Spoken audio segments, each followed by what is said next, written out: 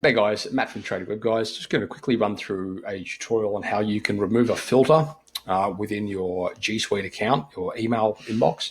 You may want to do this for reasons such as wanting to remove a forwarding email if you set up a forwarder. So when somebody emails you, it gets sent through to another inbox.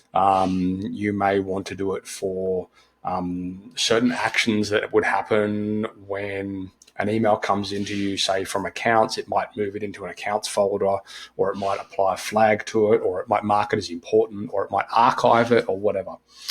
So I'm just going to show you how you can access all those settings. So when you set these filters up, and it is actually quite a good idea every year or so to go through and redo your filters, because sometimes you'll find there are certain filters that have been applied to certain things that shouldn't be, and I encourage you to go in there and do that.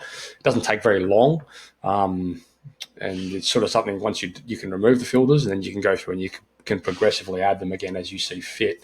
And it's quite good practice. I know personally I've been in situations where I haven't refreshed my filters in quite a while, and I was missing important emails that were coming through from customers and potential customers based off certain filters that I'd set up, which were old and needed to be removed. So just be cautious of that.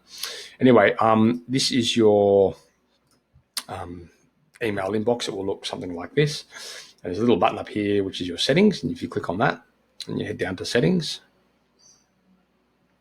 you'll see over here there is a forwarding tab, and if you click on that, filters and blocked email addresses. I'm just going to move this over here for now.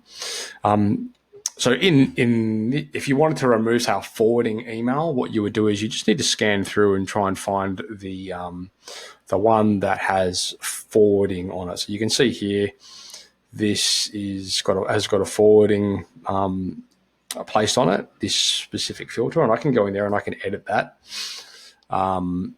Or I can simply continue. So I can edit that filter. Or if I went back to that, I would be able to remove it altogether just by clicking the delete button. So that's how you go. That's how you check where your filters are. That's how you update them if they need updating through the editing tab, through the editing feature, or if you want to delete them altogether, that's how you can delete them. Thanks, guys.